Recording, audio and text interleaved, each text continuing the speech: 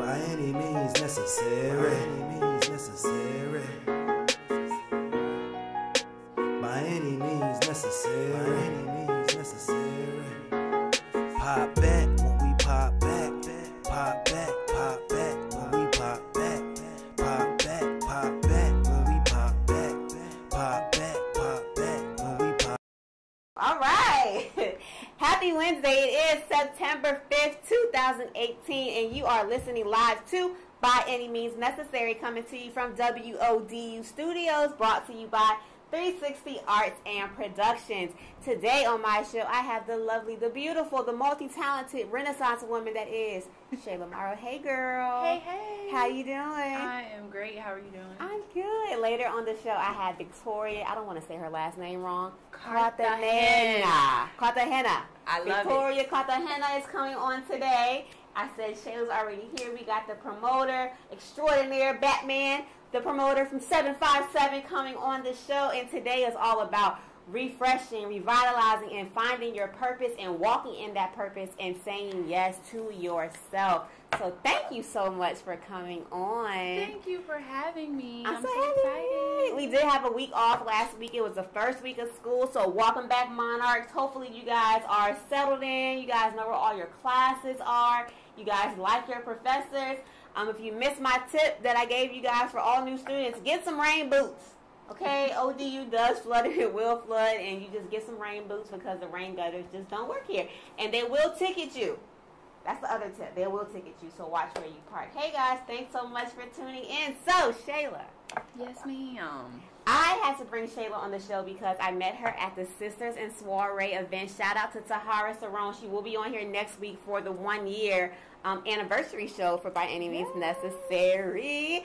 And I was sitting in the audience, and I was listening to all these wonderful women come up and tell their stories about just what they do for entrepreneurship and just the different things that they do in the community and their stories. And I just was listening to Shayla talk, and I was like, dang, like she does so much. And I'll let you get into the different things you check off of your resume. But to hear all these things and then to hear her age, do you mind if I say how old you are?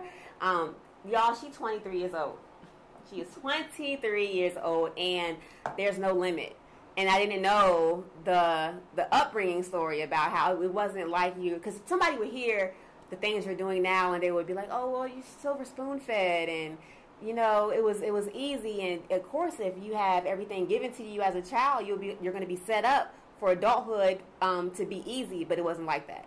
No. And that's why I didn't even know that portion of it. And I'm excited to have you on to just explain that part of your journey, because a lot of us don't come from silver spoon fed, and we don't come from getting out of high school and having our college paid for, and we don't have, you know, the CD of money and the Gerber Life plan growing up. So it seems a little it could be a little heavy on, but you don't have limits, and I appreciate that as a black woman. And just the integrity behind your brand, and I'm just so glad to have you on. So thank you so much. Please tell the audience and everybody listening what it is you do. Okay, so at 23. I know I'm young, but I do a lot. I thank God for every single gift and talent that He's blessed me with, honestly. So to go down my list, let's see. I am a career coach. I am a runway coach, so I train models. I'm a confidence coach that includes training people. And all these things you're saying you are paid for. Yes. Okay, that's important. Okay, people say, "Oh yeah, I do this." No, she does this. She is paid for these things. A profession. Paid for. Continue.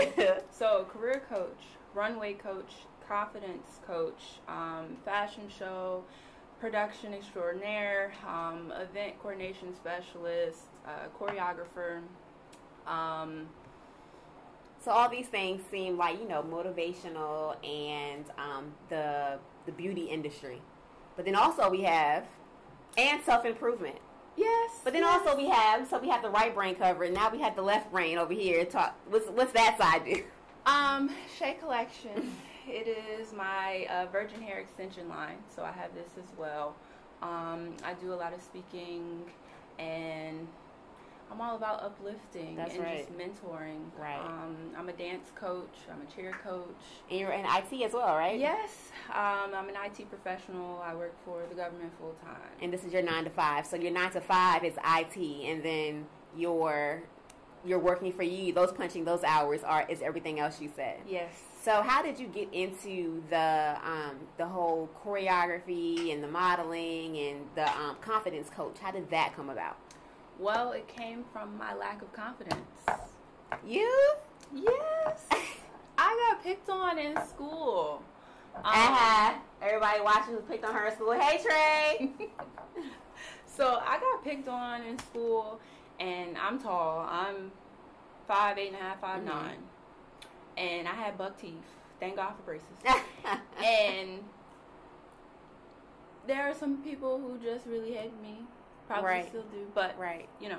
So you took that experience of being bullied and then turned it into something that you can teach confidence and then teach people how to deal with it when it happens to them.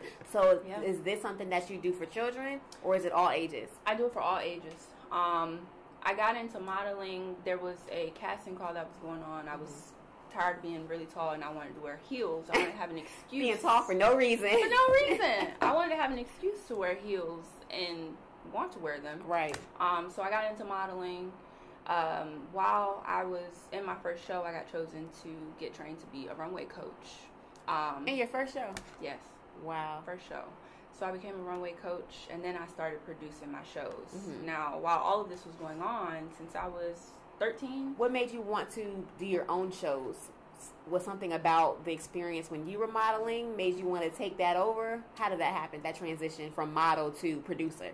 So that, and my best friend and business partner at the time, Keonti White, shout out to Keonti, she's amazing. She was like, Shayla, let's do this. We could do this. And I was like, okay, all right, let's do it. And we started producing them for charity. So her little sister had diabetes, so our first show. And how old were you when this happened? I was 15. The drive. What's your sign? I'm an Aries. You're Aries. Wow. I hope my son is like he's an Aries too. I hope he has the entrepreneurship and just the wherewithal to be like, I can do that and just do it. Yes, you're starting them so good. They're 15. So cute. Yes, 15. That's great. 15. By 19, I was in Germany, my first duty station. Come on, Ramstein was born in Germany. Really? Landstuhl Hospital. Yes, okay. Well, I was in Ansbach, close to Nuremberg. Okay. My business became international then. I began choreographing and teaching at a dance studio in Germany, and then I also produced my first fashion show there in Germany too. So for somebody so it sounds like you travel a lot, and then wherever you are, you're able to pick up and conduct your business. But I'm sure when you go places, there are people you don't know. It's new environments, but you're able to still be successful. So for entrepreneurs and especially women too, it's kind of a two-part thing, because as a woman, you want to be careful about how you approach people, just because you just don't want to put yourself aside in certain situations because you just don't know what's going to happen. But as an entrepreneur in a new environment, how do you go about networking yourself to a new crowd who might not know you? Because in some places, especially like a Virginia, it's all about who you know, because you can have all the talent in the world, be qualified and be more skilled in certain areas, but the job can go to the person who knows this person. So how do you go about networking yourself to a new crowd? Number one, being yourself and being your own brand. You can't be like everybody else. Not being afraid to get out there. I live by the fact that God will send me who needs to come to me. And that is exactly what happened in Germany. Go to different events. That's how I started like teaching. the events we went to, the entrepreneurial events, the networking events, events where you can meet people who might need your services. Yes. Just go there and take business cards and start up conversations, because you never know who will need your services. Exactly. As an entrepreneur, you cannot be shy. You cannot. I learned all or about if you're shy, hire somebody that can talk for you. Exactly. Or hire a confidence builder. Hire me. Shaylin, hey Shaylin. Shaylin is checking in. Shaylin is the organizer of the She's Boss movement and expo that is happening November 17th that weekend. So make sure you check out Shaylin Moore's Facebook page, Instagram page. Get tickets for that. And she's an Aries too, so shout out to her. Girl, did you know I that? met her there too. Yeah. Are you going to be here for the event? I won't be. Okay. Hey Ash. Ash Don says what's up from Queen Diaries. Come on, Sisters and Soiree. I love it. So I'll continue. Yes, sorry. So yes, entrepreneurs cannot be shy. You have to get out there. You have to network yourself. You have to be a walking, talking business card, but also have actual business cards. Yes. And it's funny because even though in 2018 everybody's on social media, business cards are still effective. Yes. Like people still like having a tangible business card to hold in their hand because again, everybody is on social media. So if you give them a card, that will stick out and make it your own. You know what I mean? Pay a little extra money. Hire somebody to do digital design for you. Call 360 for that. Hey, Wakia. Everybody from the event is checking in. I love that. Can y'all see Shayla? I feel like the mic is blocking her beautiful face. Peek through. Okay, so everything you listed, and again, you said all these things you do at this young age. How do you have a social life? How does that work? Like, do you do things for Shayla? Do you go out? Or is this your fun? This is what you enjoy doing so you don't miss that, you know what I mean? That social aspect. You know what? It's both. How does that work? That balance? It's both. I love what I do, but I've had to learn how to pull back some. Mm-hmm. I don't really go out like that, but I will go get a massage in a real quick second. Some me time. Yes, me time. It is definitely needed because you will wear yourself out. Mm-hmm. Personal care, ladies, personal care, and gentlemen, is so important.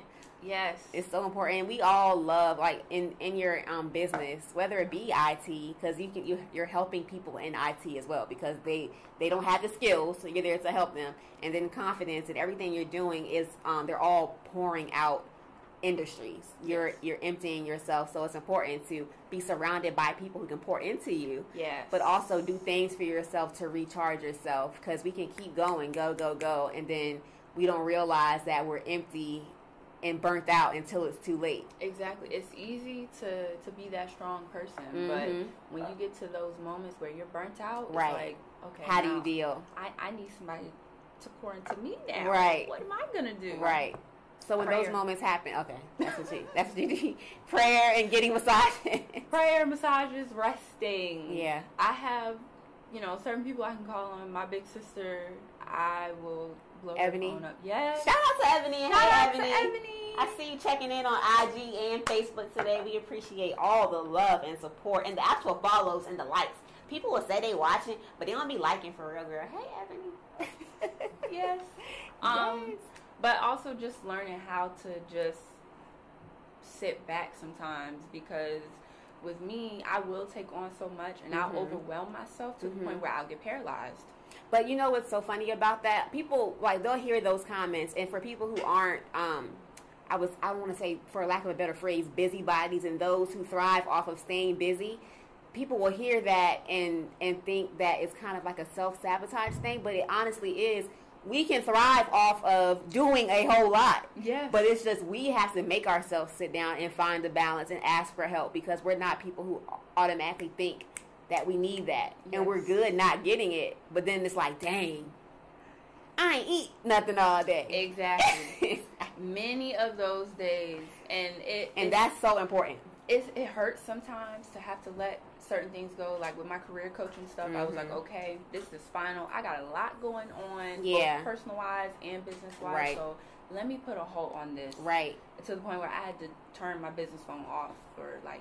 So you have that? You have a business phone and a personal phone? Yes, that's my business phone. Is that a recommendation that you give for entrepreneurs? Because I don't have that, but we were talking about doing that, and it's important, I feel, to have business hours and to actually schedule when you're going to work and when you're going to take time for yourself and rest. And even if it is just watching a show on Netflix, if your phone's constantly on, you're constantly answering those business calls, your mind is constantly going, and you're really not ever off.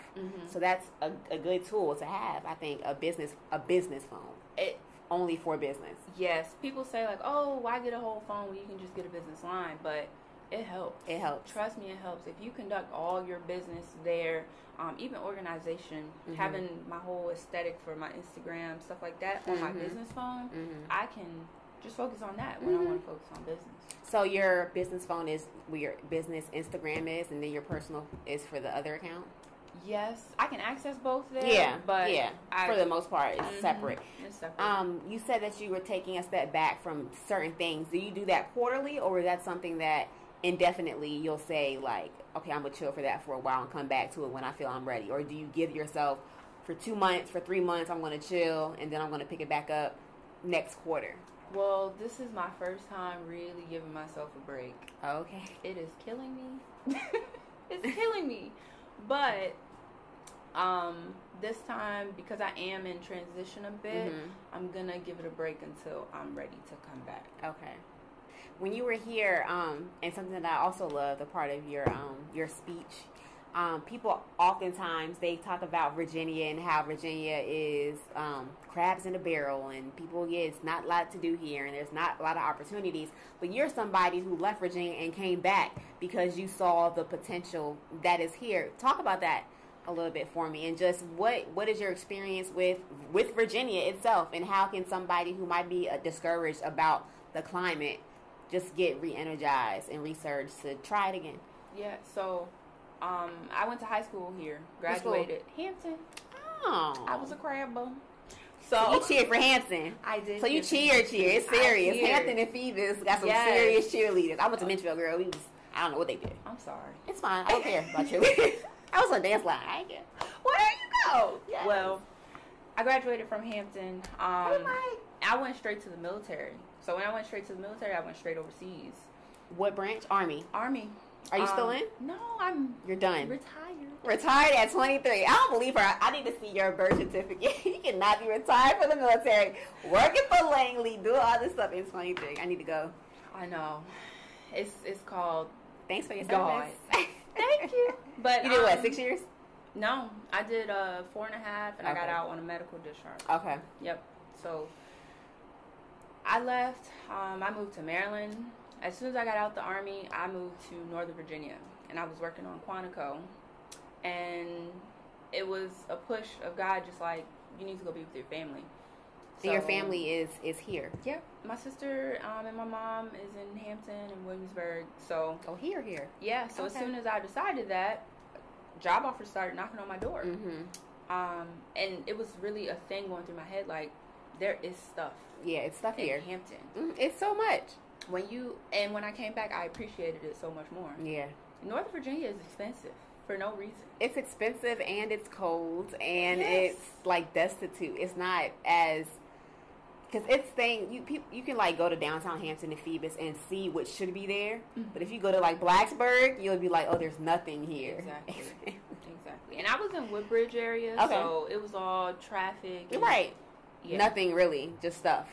Because I don't go to DC. Yeah. So, yeah. But when I came back, it was a just refreshing thing, and I'm not gonna say I don't like it, because I can't dictate for everybody. But when people say, like, I can't wait to get out of Hampton, I can't wait to do this, but to me it's like, well, what have you changed? Right. Because you keep saying this, but you're doing the same thing that you've been doing.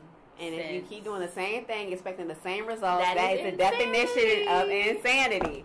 So, thank you, because like, you got to try something different. At least try it and really put your all into it, because people will try things and give it like 2 months, get frustrated, not put themselves out there, and blame Virginia, when it's really, what did you do? Exactly. What did you write down and really like set actual goals for? You know what I mean? So I have to do a to-do list and cross my stuff off. And I find when I do list, I'm more productive. If not, I just forget stuff, and it's just, I'll blame everything but myself. And it's like, you have to prioritize your goals and your dreams. And we'll do these things, and we'll go hard for our 9 to 5. Like, you can easily be stagnant. You make good money at your job. You can be good there, but you know that you want more for yourself. So you decided to do a plan and execute that plan, and it's working. And everybody might not have the same. They might not be able to come back to Virginia, and as soon as they come back, be able to get job offers like you did. But still, put your all into it and just try. Because if you leave and go to Atlanta, you're going to have more competition trying to do what you do. Exactly. At least try it here. Really put your all into it here, because you never know. And it's more opportunity to be really the next big whatever here, because it really isn't that many people that, you know what I mean, that have that big name here. So, that's right. opportunity is here. It's here for the taking. It is. It absolutely is. Put yourself out there. Mm-hmm. Like, I tell my clients all the time, if you want a different job that bad, LinkedIn, Glassdoor, ZipRecruiter, they have these great little functions, right? Where once you upload your resume, let's say you want to be an administrative assistant. Mm-hmm. You can type in administrative assistant. It will show you how many jobs there are in this area or whatever area you're looking for. Mm-hmm. Then below that, it will tell you how many are one-click apply. And all you have to do that once, and it will send your resume out to everybody. Right away. Right away. I've seen people do it. I've heard people say there's no work here, and I've seen people get jobs like that because this person is and they have felonies and they have all these things. I'm in the mental health field, so I've helped people get jobs. Exactly. It's about the what do you really want, and then visualizing. I'm big on visualization and I'm big on intention. So what is your intention? Visualize it and actualize it. Yes. That's what it is. Yep. Yay, Shayla. So, I ask all of my guests when they come on the show, by any means necessary, what will you do? What is your goal? What is your mission? What is Shayla's overall legacy? Oh, the one thing that I want to do that I'm working on, very big business-wise, I want to have my own IT staffing company. It's a contracting company, basically, win government contracts. I want to staff college graduates. I will. Mm-hmm. Yes, I will. I will staff college graduates that graduate, can't get jobs, paying over $11, $12 in this area, too. I will grant the opportunity for travel. Come on. And I will hire veterans. The Army and the military in general trains you to think when you're getting out that there's nothing for me when I get out. I'm going to fail. They do that so you stay in longer. Yes, absolutely. Mm-hmm. I went from $27,000 a year. In the military. To not now. 5 times over. So you can do it. Mm-hmm. My main thing that I want to spread, that I will spread and that I do spread is that you can do it. Don't give up on yourself. Push through when it feels like you can't. And when it feels like you can and you need a confidence boost, call me. Call Shayla. I dig it. I love it. I thank you as a parent to 6. Like, thank you because Supermom. No. But thank you because it's important. And like you said, the military is. I didn't even know that. It makes sense that they do kind of put that thought process out there. But I know what school teaches. And school teaches military, deadbeat, or college. Really, you know what I mean? Mm-hmm. And it's other options. It's having confidence in yourself, finding what your passion is, because your college might not teach your passion. Right. But being able to be connected to people, network yourself to be able to, be able to operate in that passion and then just be happy and working in it. Because all we want at the end of the day is what in Maslow's hierarchy of needs. We want love, acceptance, and we want to be safe. And however we can get to that point, we need the confidence to do it and be able to to do it and to really walk in that direction and not feel the pressure of any structure to do anything other than that. Right. And I feel like you definitely stepped out on faith and you are a walking example of believing in yourself. And that's dope. That's dope. Thank you. How can people contact you, email you, if they want any of the services that you listed? If anybody listening wants to fund her IT company, how do they contact you? www.shaylamero.com. All of my social media is Shayla Marrow. MARROW. Yes. Like bone marrow. Like bone marrow. Of course. Instagram, Shayla Marrow, and also Shay Collection. Girl. You can get to my hair site from my Shayla Marrow site as well. I'm also running a hair special right now. Girl, come on, September sale. Yes. Use code 15 off. You can get 15% off your entire order. And email booking@shaylamero.com. Nice. Thank you so much for coming on and sharing your energy. I had a bad day today. And I just thank you for your smiles and your warmth and your Aries, your Ariesness that all Aries have when they walk around. So thank you, and I wish you luck on everything that's coming up. You don't need it, but congratulations on everything that's happening for you. And I just can't wait till you have all those babies. Oh my, let's not. So thank you for sharing that journey. Coming up, I have Victoria Cartagena to come and talk about her women's empowerment and her entrepreneurial goals as well. Also, 360 is running a special for September. Our session for photos, only $150. You get 20 edited images and all of your raw images. Actors' headshots, family photo shoots, whatever you need your pictures for, artists, whatever. Hit us up at 360ansp@gmail.com or hit my inbox, whatever. If you got my number, use that as well. $150 for all of September bookings and photo shoots. I'll be right back.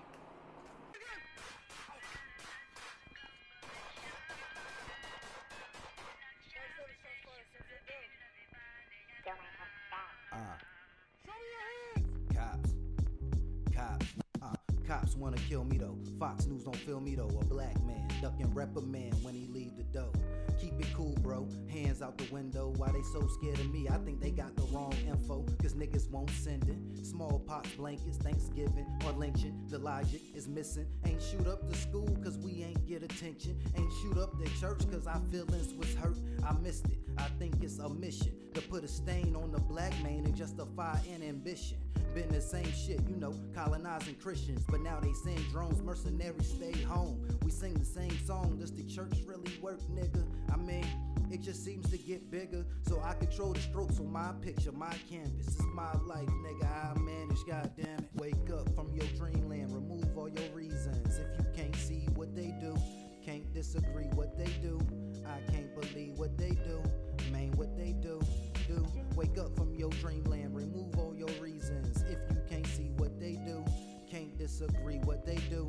I can't believe what they do, man, what they do. What they do. What they do. What they do. What they do.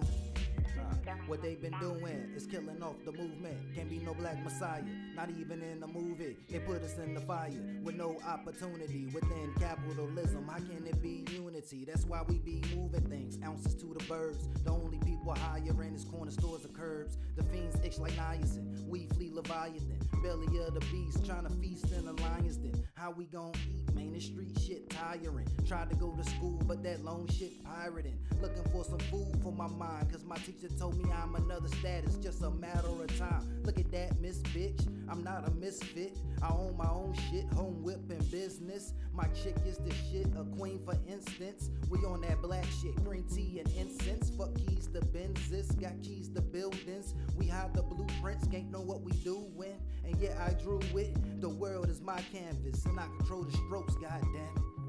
Wake up from your dreamland, remove all your reasons. If you can't see what they do, can't disagree what they do. I can't believe what they do, man, what they do. Wake up from your dreamland, remove all your reasons. If you can't see what they do, can't disagree what they do. I can't believe what they do, man, what they do. What they do. What they do. What they do.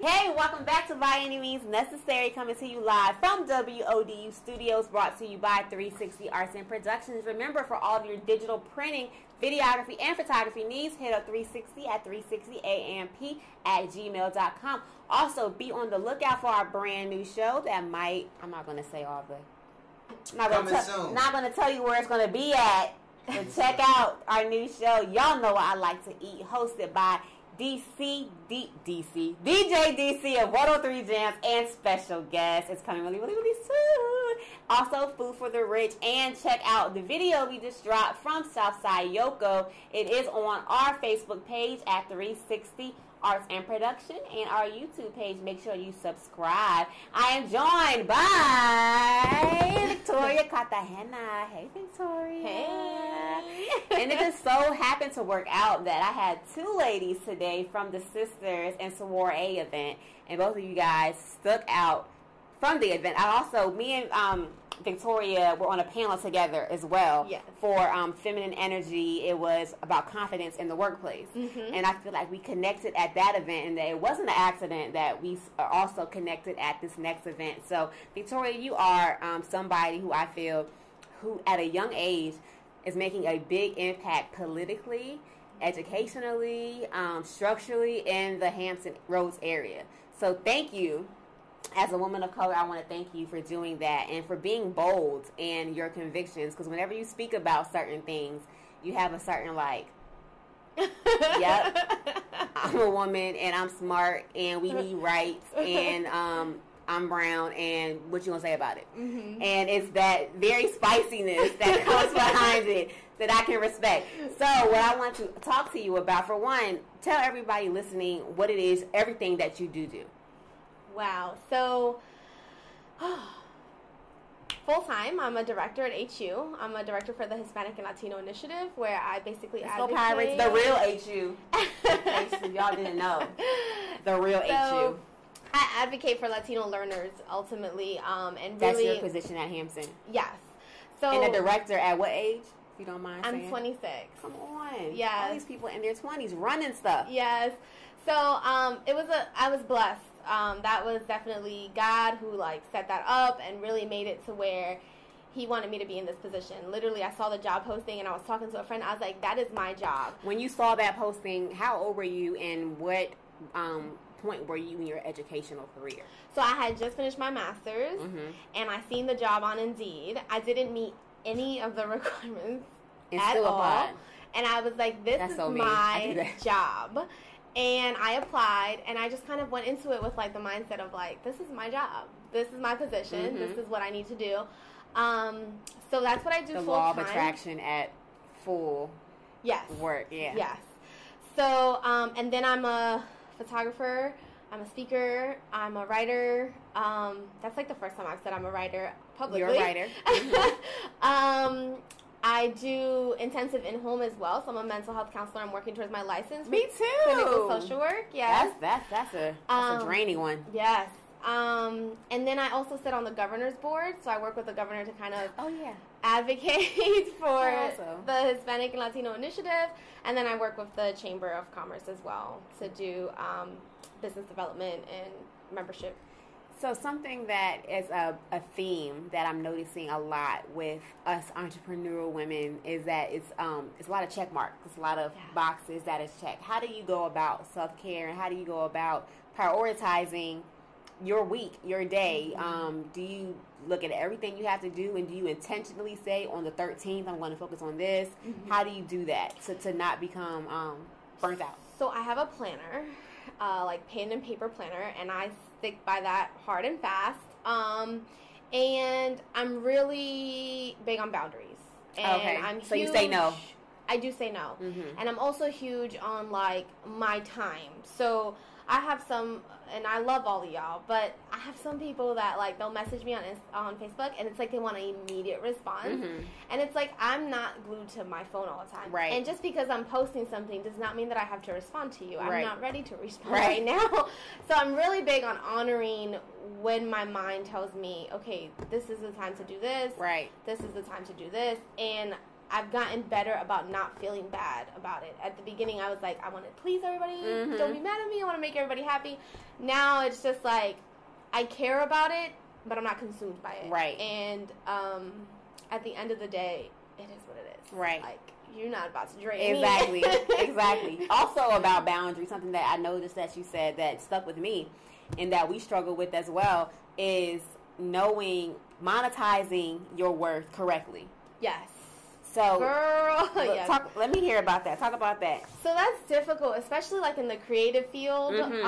Because I feel if you're a creative, people kind of look at that as fun, colorful, and they don't take it as seriously.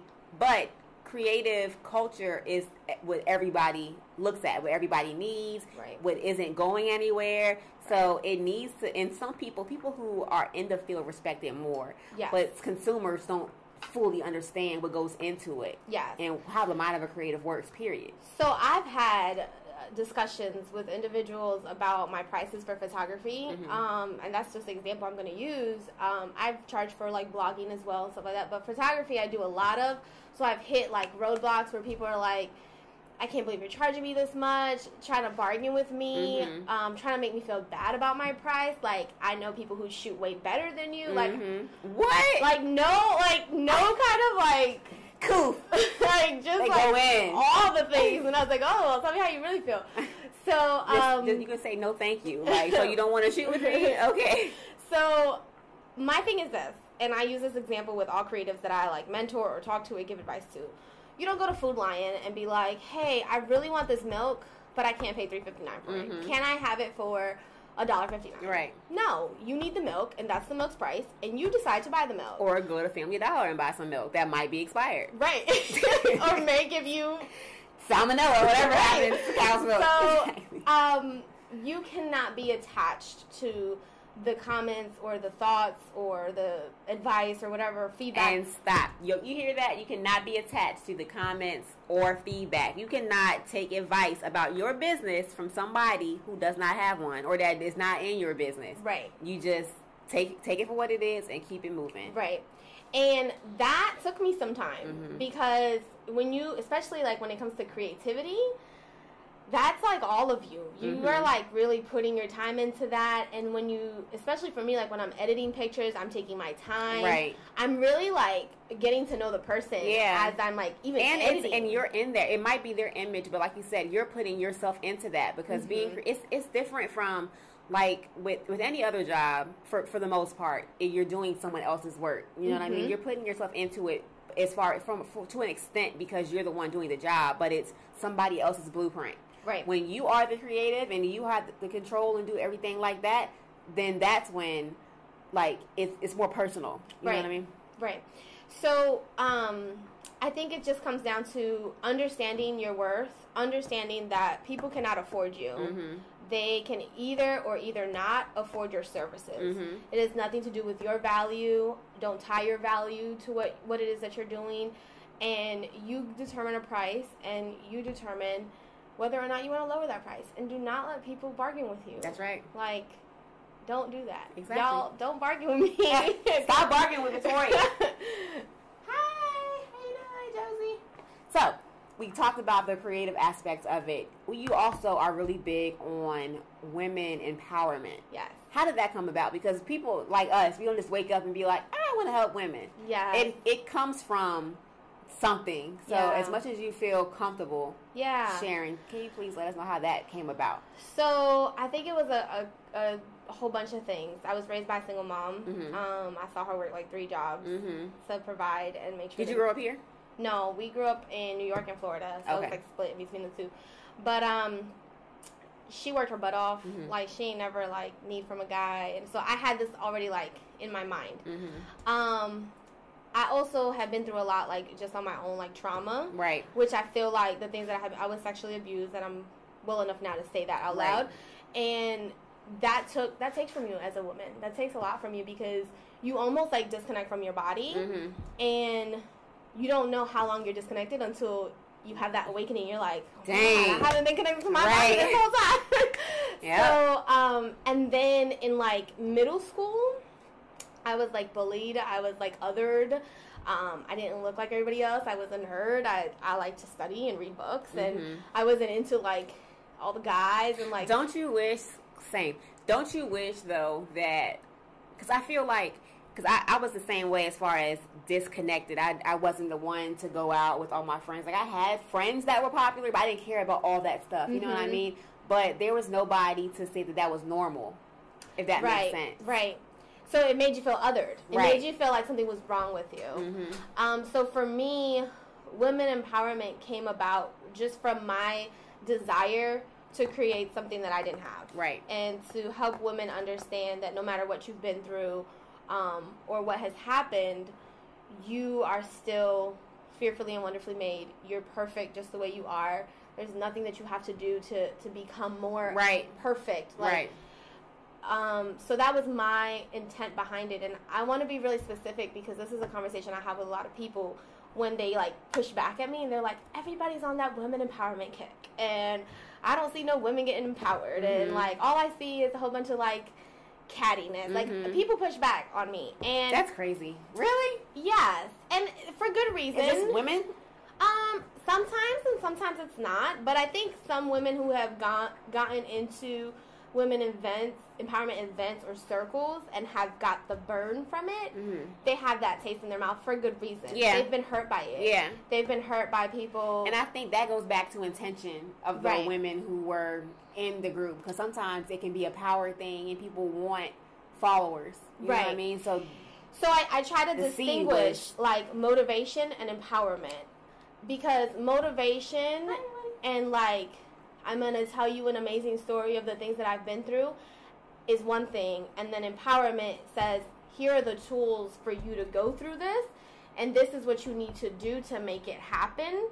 And that's a great point because you're saying your experience. Right. And honestly, there's a place and time for everything. Right. Because sometimes just sharing your story is all that's needed because somebody could just know that they're not the only ones going through a particular thing. But I feel like you feel what's important is the tools. Because, yes, you can share, because I as well was sexually abused. I can share that, but not sharing how I got through it is what can save someone's life.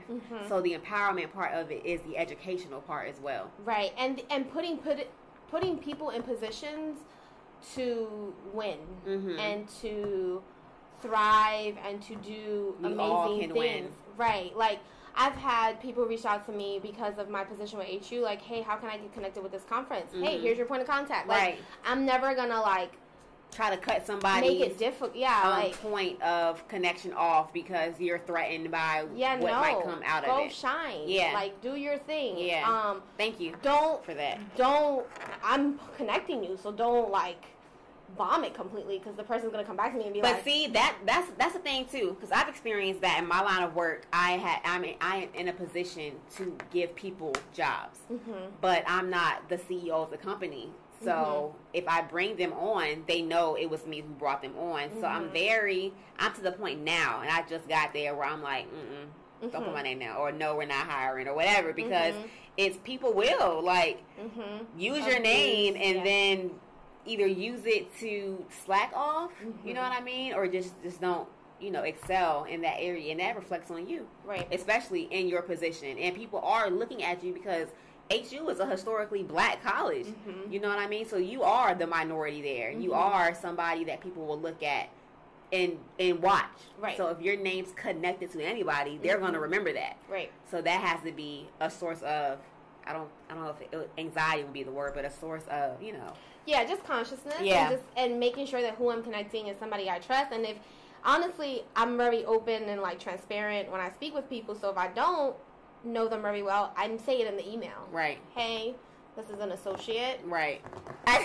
Make your point of contact. I don't know them like that, but they ask for something. I think y'all may make a great point of contact if you have some time. Connect with them. Right. You know what I'm saying? Or if it's somebody that I know very well, then I say, hey, and then I go more into detail. Yeah. Cool. So what's the plan? What is the big mission for Victoria? I know, I see you doing different things, and I heard you say you're a writer now. I didn't even know that. So we have writer, we have photography, we have mental health, we have entrepreneurship, we have the women's empowerment. How are you going to put all those things in to, you know what I mean, to go towards your legacy? What is the legacy for Victoria? What will you do by any means necessary? I hope that I can be able to just empower people in general to become the best versions of themselves. Whether it's through photography or writing or podcasting or whatever I'm doing, my one intention is that person becomes the best version of themselves and that they live life to the fullest. And if it's not happening, then what can we do to make it happen? So connect them to their passion and help them execute it. Yeah. Tell me about the podcast. What's the name of the podcast? When does the podcast air? What is the whole mission behind the podcast? Yeah. What is that? So the Shoot Your Shot podcast is 3 people. It's me, Q5, and Julian. Shout out to them. And they're going to come back, right? Yeah. We were going to all 3 do it. We got to find a day that works for all of our schedules. But we started that podcast as 3 creatives in an attempt to really inspire people to shoot their shot. So whatever it is. Same thing, connecting their passion. Yeah, whatever it is that you're trying to go after. I kind of did a play on words for me, when I came up with it, Shoot Your Shot, because I'm a photographer. So it's I got that. But it was really just I wanted to get them because they're creatives, and Q5's an MC, Julian's a painter, and I see them behind the scenes. I see them going after what they want. I see them working late. I see them. So it was just So do you guys have call-ins? No, we do not have call-ins yet. We all get together. Yeah, we all get together to record. We don't have call-ins yet. But really, it was just inspiring people to shoot their shot, and then we kind of get together and just talk about your journey, give inspiration, relevant topics, our journey. We tie in our stories to kind of give people motivation and advice. How can we tune in? You can find us on Apple Podcasts, Google Play. What's the other one? Oh my God, SoundCloud. I was gonna say Spotify. Not yet. And it's Shoot Your Shot. And when does it air? Thursdays. We don't have a set time on Thursdays. Okay. Because that's not how my life But it's, girl, listen. And that's important too. Okay. It's great to have, but you know that. So you don't say this time, this day, and then not be like that. It's going to happen on the 24-hour period on Thursdays, and y'all going to get it, and y'all going to download it. Yes. So we have, how can people book you? If they want to book you for photography, if they want to book you to come speak at their event, how do they contact you? So my website is lovevictoriamarie.com. Instagram is the same, Love Victoria Marie, and then email is info@lovevictoriamarie.com. If there is a little girl listening right now who feels like she doesn't fit in, who feels like she doesn't know what to do with her passion, that she has a voice and she doesn't know how to use it, she is timid, what would you say to her right now? You are so much more than enough. You are worth so much more than you can ever imagine, and you have everything you need right inside of you to do whatever it is that you want to do. Yeah, you do. Thank you so much, Victoria, for coming in and for being able to go with this crazy schedule. I was telling Shayla, they canceled the shows at the last minute last week. We didn't know, but thank you so much for just being so adaptable and being pleasant about that. I know your time is valuable. And I thank you for what you're doing in the community for women. Thank you for what you're doing at HU. I'm sure they think. What are you doing for the governor? What is that? Oh, so I sit on the Regina Latino Advisory Board.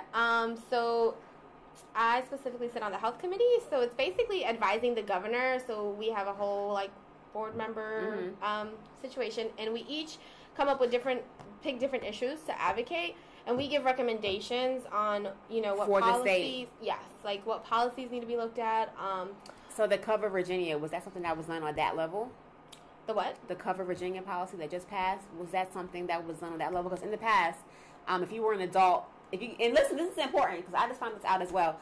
In the past, and meaning any time before 2018, if you were an adult, you could not get Medicaid. It was hard for you to get Medicaid unless you had children who received Medicaid, and you had to have all these different criteria. Cover Virginia just announced that this year, starting now, if you are an adult and it goes by, it's kind of like how they do SNAP. So they go by the household number and they go by the household income now, and it's so much easier for an adult to get medical insurance. Before, you can get, because I had Famous where I can get birth control, but I couldn't get health insurance. Right. But now you can get all your emergency visits, everything that Medicaid patients get, mental health coverage, all these things are available now to adults, and it's so easy to qualify. So if you're listening, if you're an adult that doesn't have health insurance and you have at least one child, more than likely you can get Cover Virginia Medicaid, so look into it. So, yeah, the question was that discussed at your level? We were actually we were told about that before it probably hit the press, but that was actually the previous governor's. Oh, okay. So when bills pass, it actually takes a long time. Like, they're working hard on stuff consistently, and then it takes a long time for it to come into fruition, to actually go, be active. Okay. Right. So, but we were notified about that. Okay. But that's big. At least I focus more specifically on advising for the Latino community. Okay. So, but they did do a lot of Medicaid expansion and looking at how we assist in that, and then how we advocate for the Latino community. Nice. Yeah, you're so busy. We rest, get massages. Shayla told us that we have to go get massages. She told us that we have to get a business phone. And we have to rest. Is she paying? Right? She got it. Shayla got it. Shayla got me a massage. I need all of that if you're listening still. I want to promote real quick. Yes, I forgot to say Absolutely. the Wholehearted Women's Conference. Okay. So the Wholehearted Women's Conference is happening September 22nd in Norfolk at the Mambo Room. It's from 10:30 till 3:30. We're gonna have workshops. There's about 6 different speakers. We'll have vendors. We'll have food. We'll have live worship. It's all gonna be around what it looks like to live a wholehearted life. And 100% of the funds are going to grow with Nisha. So is it ticketed, or is the funds like for when you buy food there? It's ticketed. Okay. So you can find it on Eventbrite. You can go to bit.ly/wholeheartedwomen2018. You can find it all over Facebook, or you can email info@lovevictoriamarie.com, and I will respond if you have any questions. Yay! Do you have any speaking events coming up? Not yet? I do. I have a speaking event in November with diversity and inclusion. I'll be on a panel to speak about to give the millennial perspective of diversity and inclusion. That'll be in Norfolk. That's interesting. How can they get tickets to that? Girl. Oh, we'll find out. We'll post it. Don't even worry about it. I'll send you the flyer. Don't even worry about it, girl. That's in November. I'm not there yet. Don't even worry about it. It's September, the early part. Thank you so much to Victoria, Hannah. Hey, Taylor. Taylor Roseman? Hi. Roseman sends a heart. Thank you so much for coming on. We have to get our pictures. Also, follow you on social media where? At Love Victoria Marie on Instagram, Love VEE Marie on Twitter, and Victoria Cartagena on Facebook. We're going to take a short break, and we'll be right back with Batman the Promoter on By Any Means. Okay.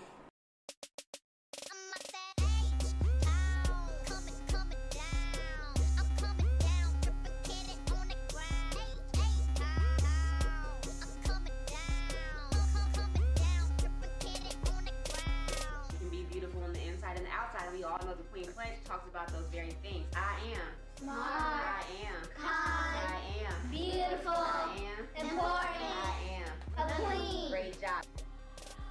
Anybody else? Yes. What would you do? I would tell him to stop bullying that person because that's not the right thing to do. Exactly. Do y'all know some reason people might be a bully? Because they're hurt. Because they're hurt? Or somebody hurt. Or somebody hurt them, right?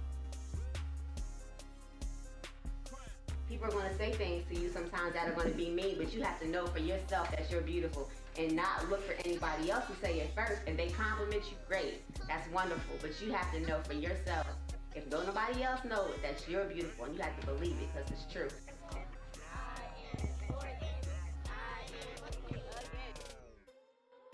We teach girls to shrink themselves, to make themselves smaller. We say to girls, you can have ambition, but not too much. You should aim to be successful, but not too successful. Otherwise, you will threaten the man. Hi, my name is Dominique, and I am owner and executive producer of 360 Arts and Productions.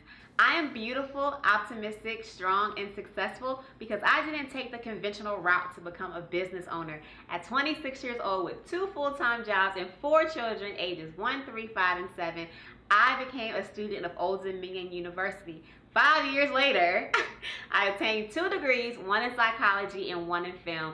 In February 2018, I was gifted this wonderful company that is 360 Arts and Production, and I'm very big on intention and energy. So I'm happy, wonderful, glad to say that I am surrounded by great energy now, and we are productive, and we are looking to expand the community. I feel like the success that I will and that I am achieving is because of my heart. And it's not all about money, it's about being able to give back. So, yay! And welcome back to By Any Means Necessary, coming to you live from WODU Studios, brought to you by Any Means Necessary. Don't forget, for the month of September, 360 Arts and Production is running the best special in the 757.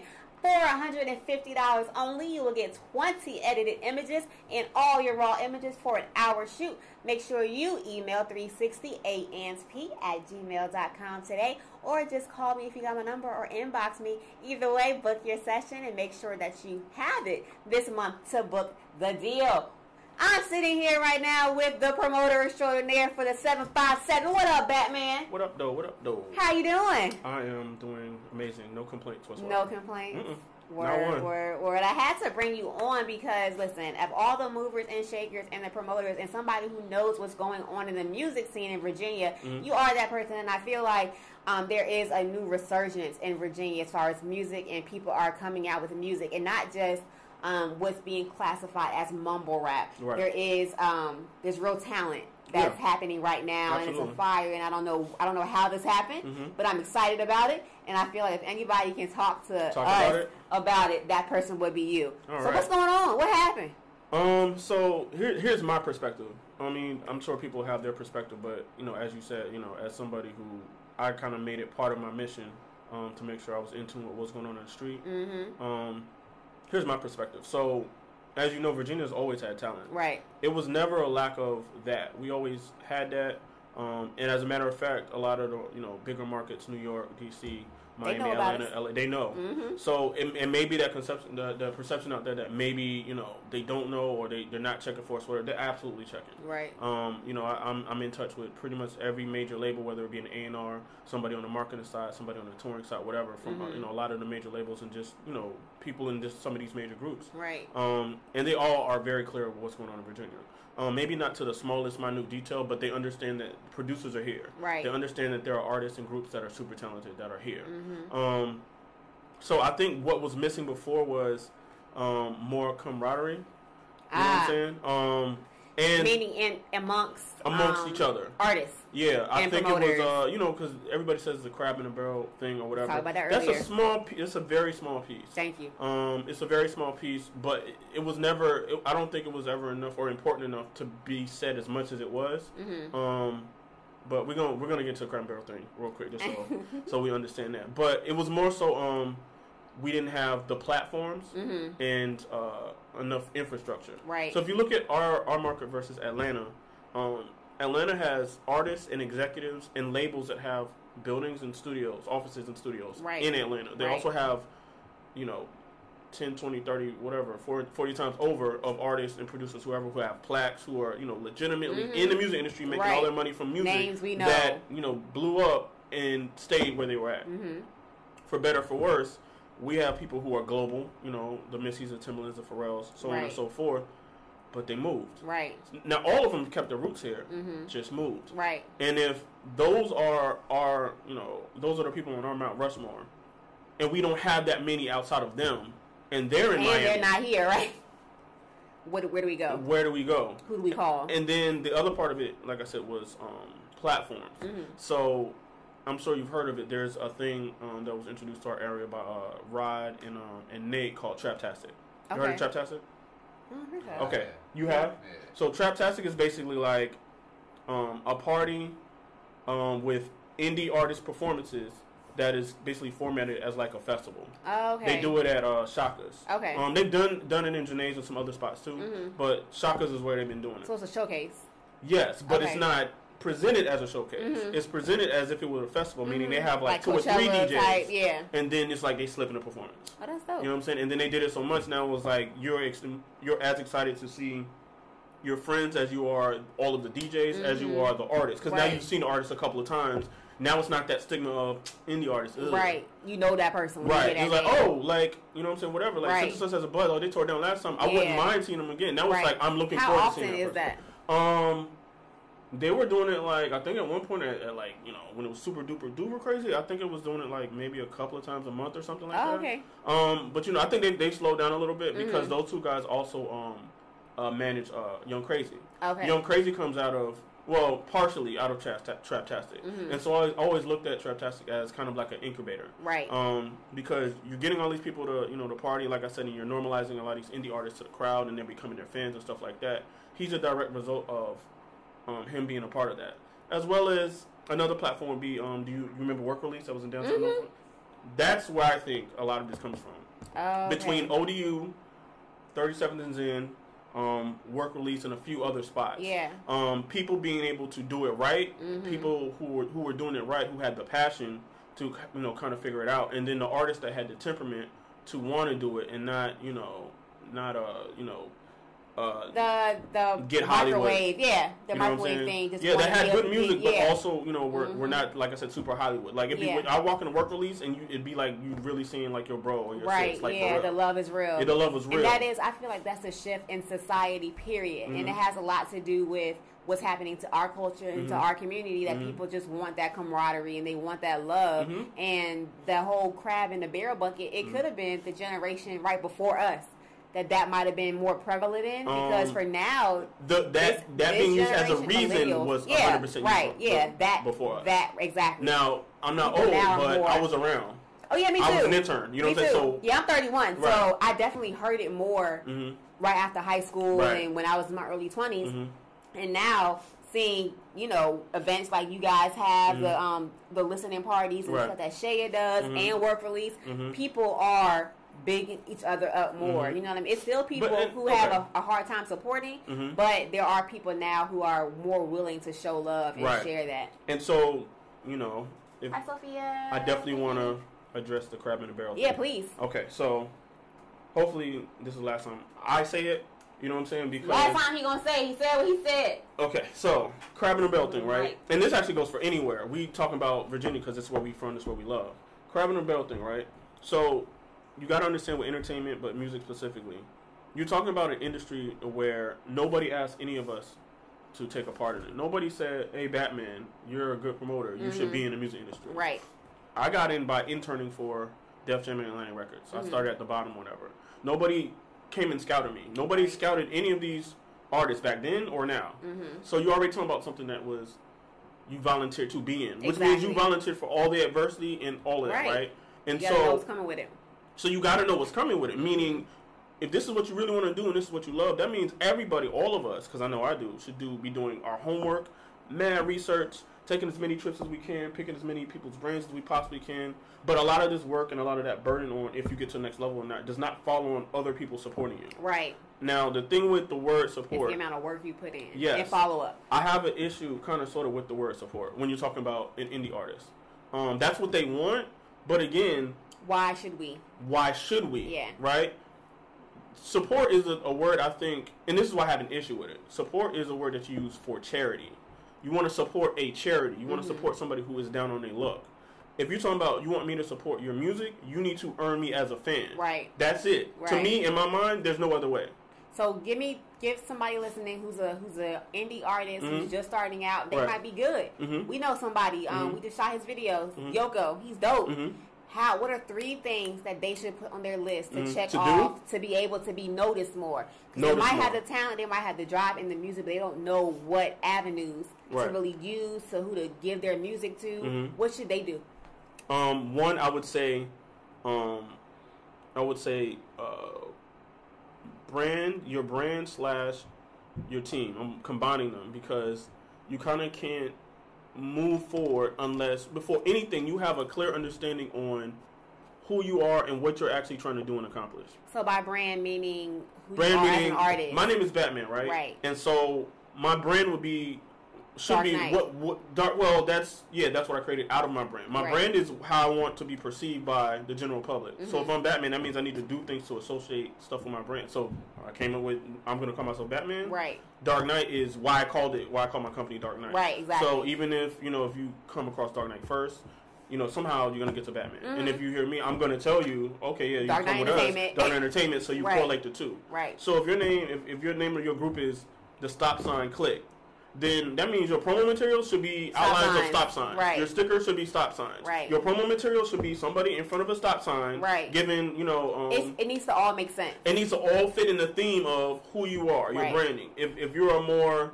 conscious rapper, then you need to do stuff fan engagement wise, so that's another part of it, to target your demo, identify, target your demo, and then how do you engage with them to get them to convert them into actual fans? Meaning, so if you're a conscious rapper, go to the House of Spoken Consciousness. Words. Exactly. Go to those open kind of events. Go find those groups on Facebook or this, that, and the third. Right. And then kind of figure out how to share your stuff. Yeah, figure out how to create a social media campaign out of that.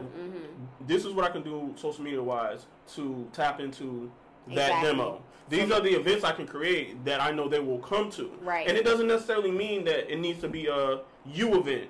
You know what I'm saying? If you're a conscious rapper, maybe you do, you know what I'm saying, you do a spoken word that benefits a homeless shelter. Right. And that's how you get them in the door, and now they're spreading their talent, like they're coming up, they're doing an open mic or whatever. And everyone has a phone now, so if they're... And then you give yourself a slot in your own event. Exactly, yep. And you give them promotional material because it's your event. So make it make sense, basically. Make it make sense. Make your brand make sense. Make how you market yourself make sense. Target your market. Yes. And what's the third thing you would say? I didn't talk about team. So... Okay, yeah. It's important that everybody has a team. It's important. Music is not something where... You can do solo. Well, one, that you can do solo. Two, if you're able to have any traction, be proud of yourself. But it's not something you should be out in the world bragging about. Okay. So don't talk about yourself. Have people do it for you. No. What I'm saying is, now if somebody comes to me and they say, "Yo, I've done this, and this, and I did all of it on my own." In my mind, I'm like, all right. And I'm not even being mean or nothing, but it's like, it's only so much further you can go. In my head. I may not even say that out loud. I probably would, but I'd structure it better. Right. It's only so much that you can do by yourself. Right. Period. So, like, you come up with the music, you're out passing out flyers, you're out passing out CDs. You're going to burn yourself out, and because you don't have anybody helping you or advising you or that knows so by a skill, something PR other than person, what you know. A manager. Something. No, okay, manager. Rule of thumb. You only need a manager if you have so much going on around you that you actually need somebody else to manage it all. That's the definition. I know artists I need a manager because a manager is supposed to connect me with people and this, that, and the third. No, look at it from a manager's point of view. If they come in super early and you got the talent but you don't have nothing going on around you, a manager gets paid off of what you get. So you're being selfish by wanting the connects and all of that, and there's no kind of... So who is that person that would connect them for them? If they're the artist and they have the talent, but they want to do the alley, who is making that phone call for them? Is that PR? You mean perform at the alley? Yeah, who was that person that would do all that for them? See, the common misconception is it would be a PR person. A PR person is somebody who comes in and enhances the energy and the things you already have. What, again, because it's a misconception of manager, misconception of PR. So we can straighten all this out now. A PR, is everybody listening, please. Please. So, you know what I'm saying? A PR, again, would enhance everything that you already have going on. What artists think a PR person would do is, I'm going to pay them money and they're going to make me hot. That's not how it happens. A lot of my friends professionally are PR people, like major artists. Like, They work off the energy and the things that you have going on around you. That doesn't mean that they won't take your money and put your name on blogs and websites, this, that, and the third. But you got to understand what is actually being accomplished, other than you being able to feel good about seeing your name on something. If that's the first time your name has been on any of that stuff, and it wasn't coming from an organic place, meaning Rap Radar really peeped you out and wanted your stuff to be on there. Exactly. If it's coming because you paid somebody to do it, as soon as it gets to the second page, they're going to forget about you. They're going to forget about you. It ain't based on nothing. Right. So it's much better, and that's why I'm saying, even my clients who pay me, I tell them all, very honestly, we're going to start from the beginning. And we're going to come up with a plan. We're going to sit down and come up with a plan that makes sense within your brand, and then we're going to step by step do that. Yeah. I don't do it any other way. So it's the foundation is what's important. You can't just try to come out on the scene and have this big house and you don't have a foundation and everything's going to sink. Exactly right. You have to have a strong base. Exactly right. And then build. See, that's what I'm saying. A lot of it, and I'm not beating up on artists because I love my indie artists. So many of them here who are whatever level are my homies and stuff. But a lot of the problem is just the misconceptions and a new artist coming on the scene, or even older artists, to be honest with you. Older artists just have about how this game is supposed to go. And again, because a lot of them were not doing the proper research to how it works, they're stuck in the thing of, they're treading water because they never actually learn the rules of the game. Right. You cannot bend and break the rules until you learn and then master the rules. Then you can break them. Then you can bend and break them. Then you can get on your knee. Yeah. That's the best part. That's the fun part, though. Yeah. You got to do some work first. Yeah. Have to. You know what I'm saying? But and the ones we see that do have longevity, I don't want to say the ones that we see that pop, because we'll have people that might be local that might have a one-hit wonder, and people will think it's sweet, but they'll fizzle out because that foundation, again, is not there, and they don't have something to build off of that one hit. Like a Baby. Did he have more than that song? Huh? Did he have more than that song? Am I mistaken? I think they did have more. I don't just think it didn't do anymore. Right. Hey, Lil Baby was just in a video they dropped yesterday. Yeah, I mean... Oops, baby! And that's what I was going to say. Doesn't mean that he's done or he's finished anything like that. But again, when I meet an artist or I meet whatever it is... Hampton people here. Oh, I'm from Hampton. I'm talking about y'all. Oh, okay, I was about to say. One of the first things I try to figure out or I try to see is, do you have a team, and then who's a part of your team, and then how much do they know? It's harsh to say, but 95% of the time that'll let me know how far potentially that you're going to go. It's just what it is. So who's next to watch coming out of VA? Out of here? Yeah. I mean, it's a couple people. I mean, we know about Young Crazy, right? I still say, I say by default. I say by default Young Crazy because I think people have been saying that he's like the number one draft pick or whatever for a minute. So at this point, it's just like... Is he still here? He's maintaining. He's on tour right now. Okay. Yeah, he's on. He's with Bamn and Izzy. He's on the Ski Mask God tour. Y'all heard of him? Ski Mask God rapper. Like he's on tour with him. So I think they're gonna be at the Nova September 14th or whatever. Okay. I hope that's the right date because I want to shout out the homie and all of that. So that's gonna be big. But I'm saying by default because it's like he put in a lot of work. Yeah. He's where he is.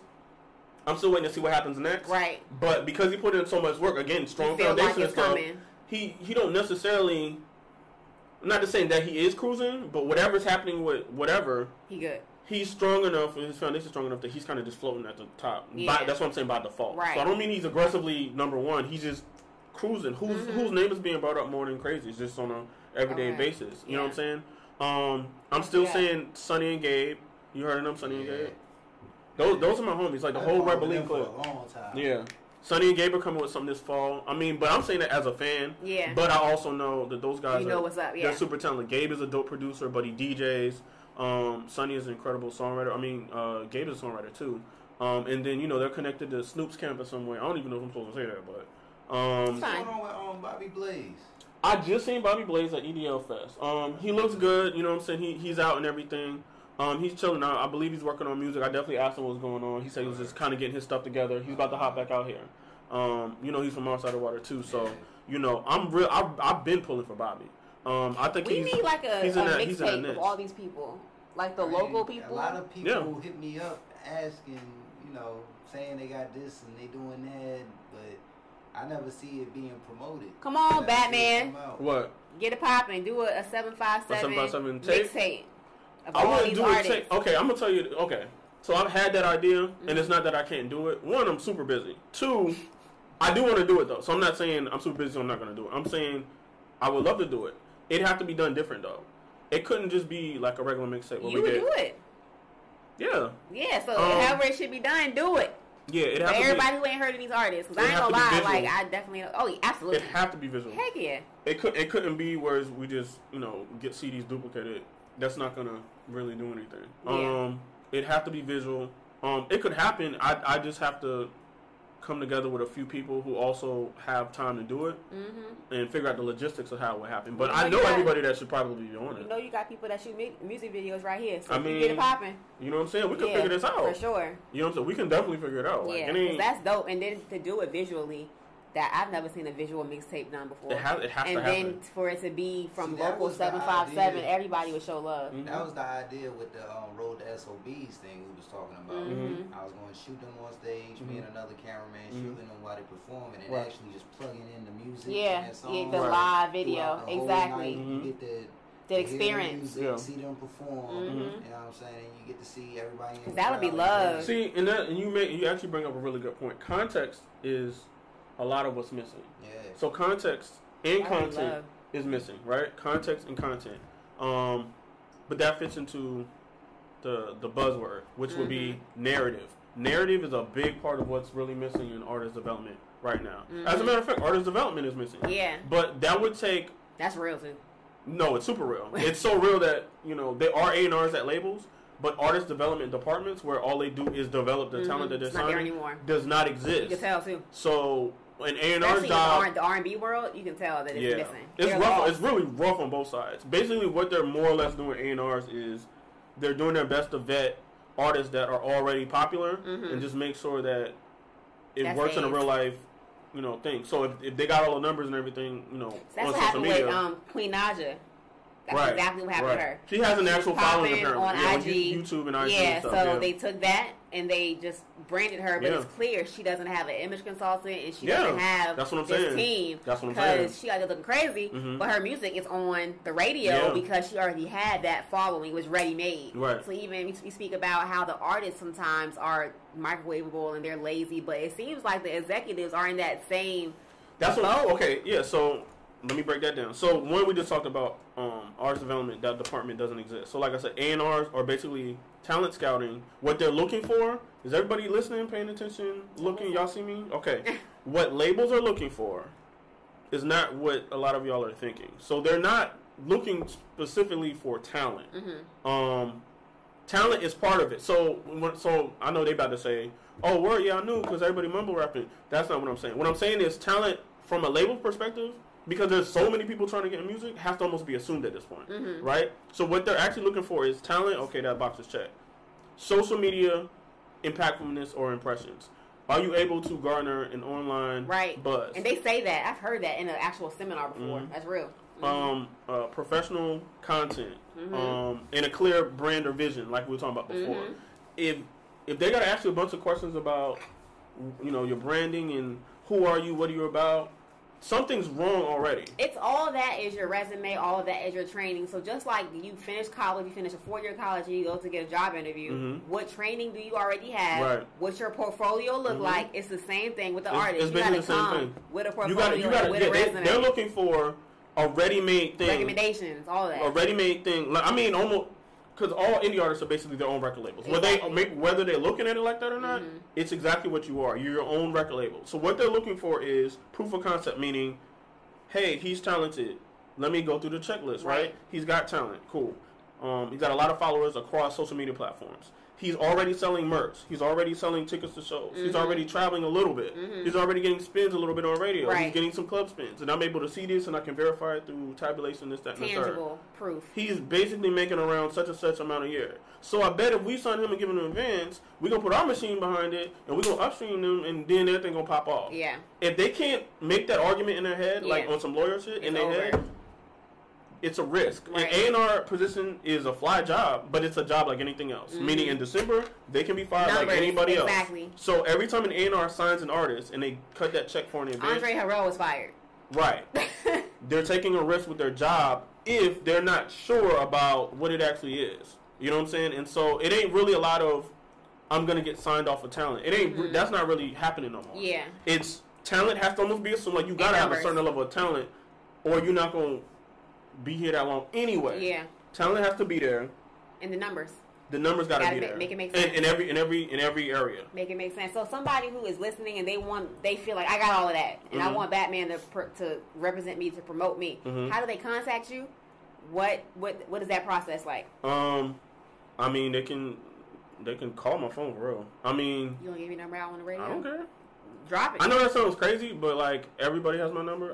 There was this point where I tried to have a personal line and a professional line, but so many people already had my personal line that I couldn't really separate. So it don't even tell them how to contact it don't even matter no more. So the number is 757-576-7783. And please, when you call, don't play on my phone. Call professional. Don't play on my phone. If you want that to happen, if you are serious about your craft and your business, let him know that from the very first impressions are everything. Don't play on my phone. Don't call me after midnight because that happens for some reason. And you gotta have some money. Don't think that you about to. Right. Yo, we dope. We just need somebody to believe in. I understand that you want somebody to believe in you. Need somebody to believe in it. No, that happens. That's why I know I'm laughing. We've heard it. Listen, that's why I'm laughing. It cannot be a situation where you bring me in so early that you don't have any money to compensate me for what I'm about to help you do. Now, if I'm in the trenches with you, I'm not getting paid. You're not getting paid. What is my what's actual happening? motivation? What's the motivation, right? You know what I'm saying? And it ain't like I'm all about the money, but I already put in my work. You know what I'm saying? Like I don't think anybody who knows me doesn't know that. You're not an intern anymore. Point blank. Period. I've overpaid dudes. Been done. Overpaid. I put up the posters. I've been around this joint so long. I was giving DJs vinyl, so I've been in it. You know what I'm saying? So if you ain't done that, then we already, you know. So contact the man, call him. He's on social media. Yeah, social media. Instagram is Dark Knight ENT 1K. So it's DARKNIGHTENT. Facebook is my government name, Charles Brown II. Government name. Yeah. We got Snapchat. Snapchat is Batman VA1. Twitter is Batman VA Promoter. No E. You got any events coming up? Yes, thank you for segueing to that. So a couple things. One, I also, because you remember I was doing the Respect My Vote campaign last year. So that we had No Malice on. Yes. So me doing that actually led to the Hip Hop Caucus, referring me to another organization, nonprofit organization, the League of Conservation Voters. And so they needed an area director to help with the voter registration campaign, which is we're in the midst of right now. So I accepted that position in April. Well, congratulations. Thank you. So, you know, we killing it. You know what I'm saying? we killing it. We killing it. We making moves. We are out here registering people to vote. Our highest week, because we're looking at week by week, was 1,000. That was like 2 weeks ago. Oh, my gosh. But we averaging between 800 and 1,000 like every week. Like we out congratulations. Here. We out here killing it. So I'm saying that to say, we are going to do a Respect the DJ event again. So this will be the third year. The Hip Hop Caucus is going to sponsor it again. I believe we're going to do it in October. I don't have a date yet because they just emailed me and said, yes, we want to sponsor it again. They're going to cut the check. I'm almost positive I'm going to do it at Tyco again just because, you know, that's my people's. I love that venue. So Respect the DJ event. That's going to be dope. So we're going to, their platform, they're doing climate change, obviously climate change and pollution and how it affects disproportionately the African American community. So that'll be the platform. Dump all the pollution in that community. Listen. All of it. Just dump it over in that. And then so they'll be speaking about that, and the night will be themed for that, but also respecting and thanking all our DJs. But we'll also be doing voter registration in the building. Okay. So we're gonna knock all of that out. That's what's up. I'm also bringing something. How many people you got in there? Is a lot of people? Because this is actually an exclusive. So real quick, my boy Nick Love in Atlanta. Shout out to Nick Love, ATL. Just came back from Atlanta yesterday. Okay. So I'm a little tired. I just came back. He does something on Mondays called Mix Show Mondays. This is when we talk about platforms and stuff. Right. This is something in my heart I knew needed to happen here. So Mix Show Mondays is basically he gets all the DJs to come out on Mondays, and then he allows indie artists and major artists to present their music to all of the DJs and all the people who come in the building. Y'all hear this, ODU? Live streaming to all the ODU TVs right now. And then they get feedback from the DJs in real time. So you play your 2 or 3 records or whatever, and then all the DJs in the building will, you know what I'm saying? Oh, that's the record. Oh, no, that's the single? No, I need to be that single. You know what I'm saying? I have all the relationships with all of the radio and the club DJs. So I know on both sides, the indie artists and then the DJs and stuff, I can get them to come together and do that. So that's major. I'm going to announce the venue and the date. Email that stuff to me too. At the Respect the DJ event. It'll be finalized by then. Yeah. So that's the platform that I'm going to bring here. I went and got his blessing 2 years ago, and I got busy. I couldn't do it. I just got his blessing again over the phone. Then I just seen him. He was like, do it. Exclusive. So Mix Show Mondays is going to happen. It's going to be Mix Show Mondays Virginia.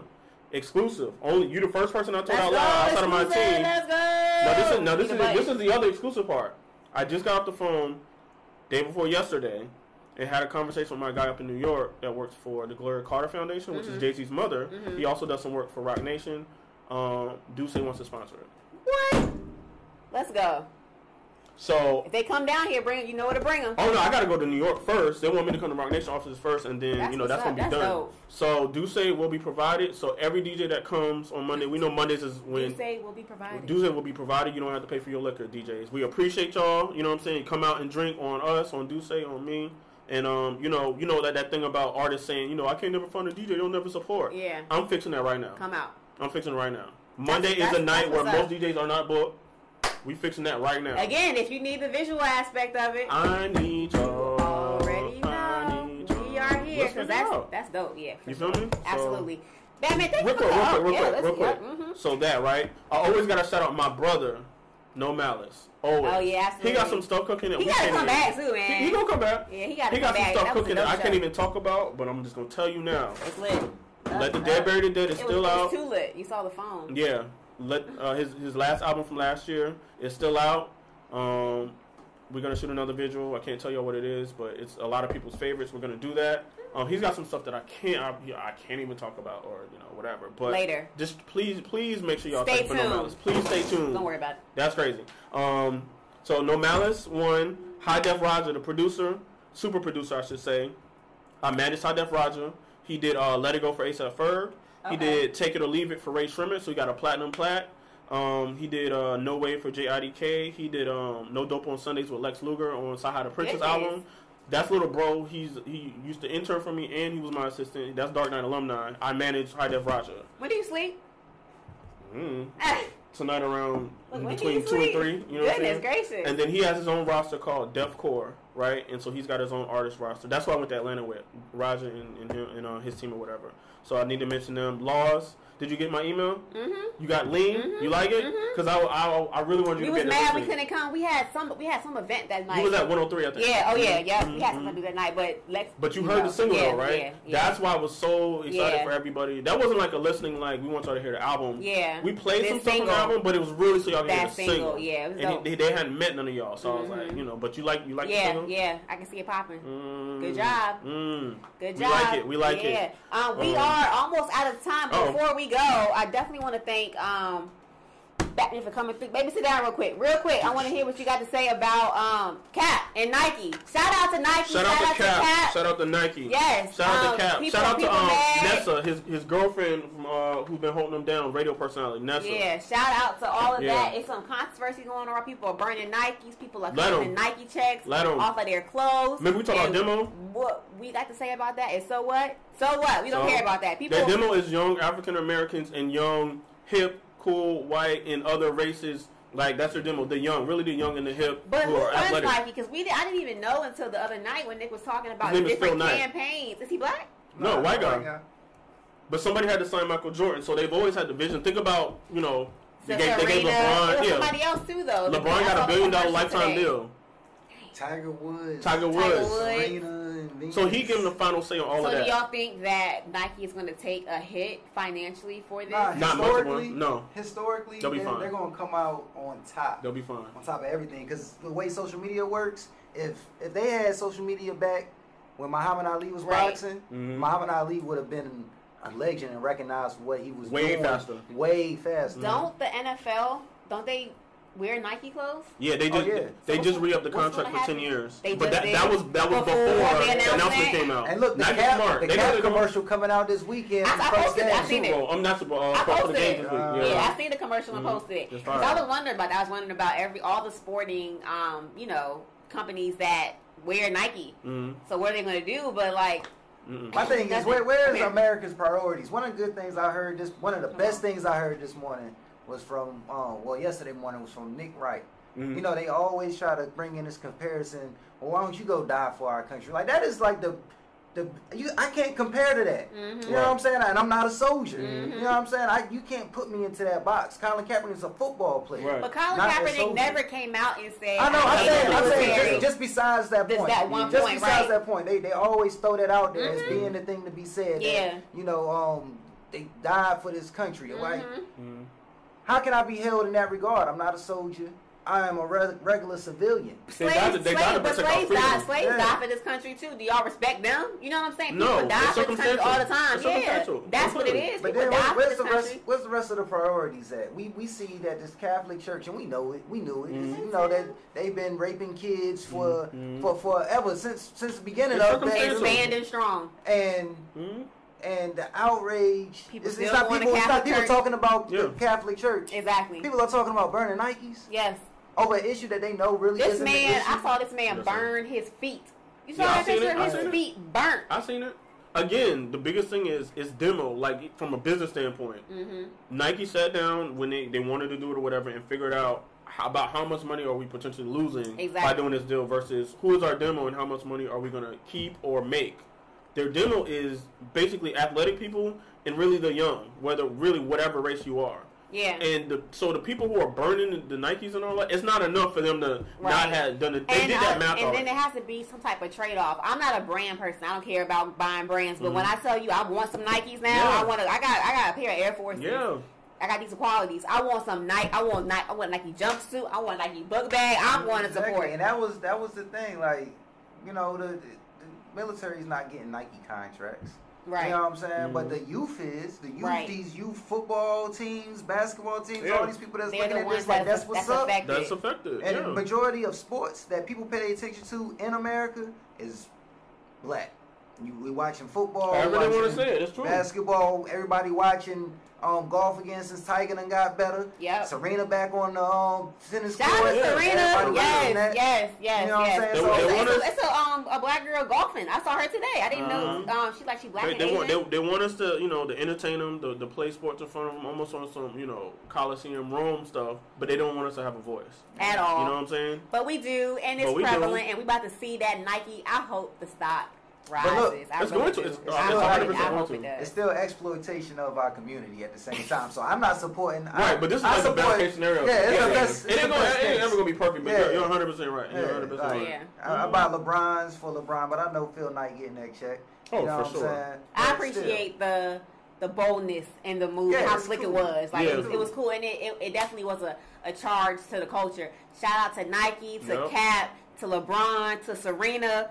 Shout out to being on the right side of history, because they just ensured that their company is going to continue to make a lot of money for a long time, for our generations. And it just shows, if you go down your Facebook timeline, the Trump election did it. When Cap first did it, I lost so many white friends on Facebook for my voice when Cap did what he did. And now you're seeing it again. People, they're showing their beliefs and what side they really on. Because are you really that mad at somebody who was taking a stand against black boys and black people getting killed by police for being unarmed and being unwarranted, when it's people that are white that are killing their families, that are escorted out nicely in great 8x10s, pictures of them smiling are being posted. It's clear disenfranchisement. It's clear they're doing to our people. And he took a stand against it. He didn't say I hate cops. He didn't say I hate the military. He didn't say any of that stuff. He was saying stop killing us. Point blank. And you're that mad at that. Because he ain't saying and he only took a knee. And as they keep saying, him taking the knee was something he consulted with vets, and they said that was the most respectful way he could do it. Vets, people who were in the military, told him that was the most respectful way to do that. That's why he took it. That's the first time he just sat on the bench. Cat was out there on the bench like, I ain't doing nothing. I'm glad he got a check. And shout out to Nessa for standing by his side during all this. And as somebody, and behind every good black man is a strong black woman too. As a lot of people don't know, before I did all of this, I actually served in the military. So as somebody who served is actually a vet in the military. Like, was you mad at Cat? No, but it's again, I know I have the context. It was he was taking a knee, to talk about police brutality. Right. It didn't have nothing to do with disrespecting the flag or disrespecting our country. And even if that's what he was thinking, people in the military signed up to protect this country and our values. That's what it's supposed to be. Now, if you don't agree with it, okay, whatever. And that mad. And then another good point. I know I'm over time. I'm sorry, but I had to make this point. We were watching TV the other night, and we saw a commercial. So some movie coming out with Hitler, and it was like, for people to hate a person so much, we sure have a lot of Hitler stuff. Yeah.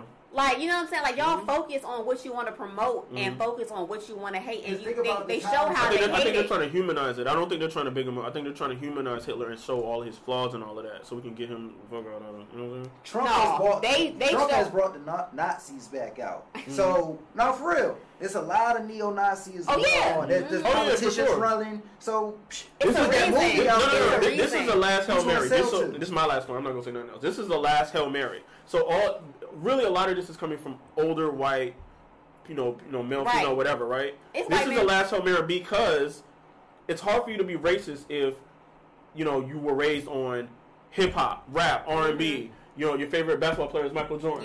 Or LeBron James now. Or Will Smith is your favorite actor. Or you love Will Smith. Or Jay-Z. Or Beyonce is your favorite singer. You love all things black. How can you hate black people?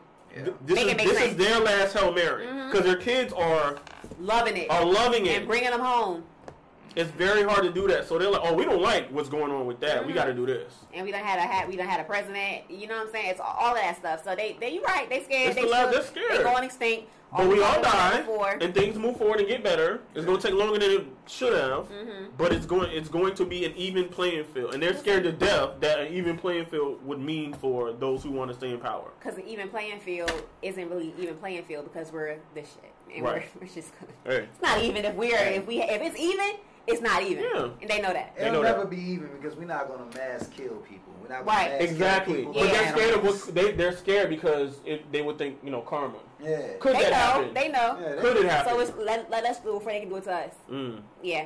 Well, on that note, thanks guys for tuning in. I know we got real deep in the last 3 minutes. Thank you so much for tuning in to By Any Means Necessary. Thank you to my guests Shayla Mero, Victoria Cartagena, and Batman the Promoter, aka Charles Brown II, on VA Promoter on Facebook because his government's up there, so I can say it too. Thank you so much for tuning in. Stay tuned and be here next week, same time, same place, WODU Studios for By Any Means Necessary. Peace, love, light, good night.